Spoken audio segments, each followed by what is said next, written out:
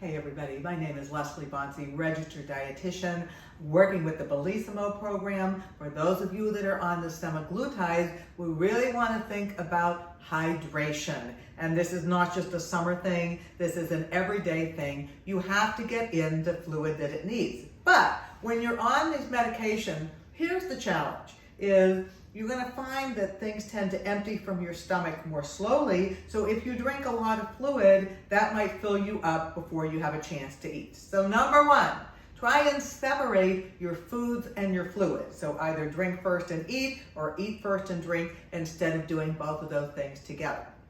Secondly, we want to think about what it is that we drink. Ideally, I would rather the calories come from what it is that you chew and less from what it is that is in your pore. And so certainly water can be a fluid, right? If you want to do something like juice, you want to think about the quantity, not this entire bottle, maybe half of this bottle, putting it in a smaller glass. If you want something like a smoothie, look at the size of this. This is not a vat. This is a small amount of fluid that's going to feel more comfortable for you.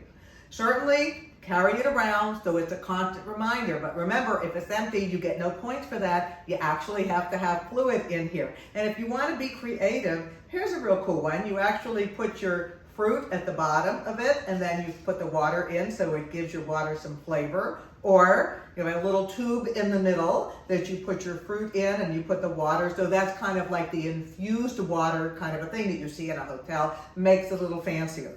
Or if we're looking at other ways to get fluid in, you could actually do something like an herbal tea or other tea, brew your tea and put that in your liquid to give you some flavor. Lots of different options there. A lot of people think, oh, I need to have the electrolyte. And yes, you do want to have enough electrolyte, but we don't necessarily need the calories that come along with that. So if you're going to do it, thinking about something that doesn't have any calories in it and the electrolytes, that can work. And then last but not least, some of us enjoy things that are carbonated.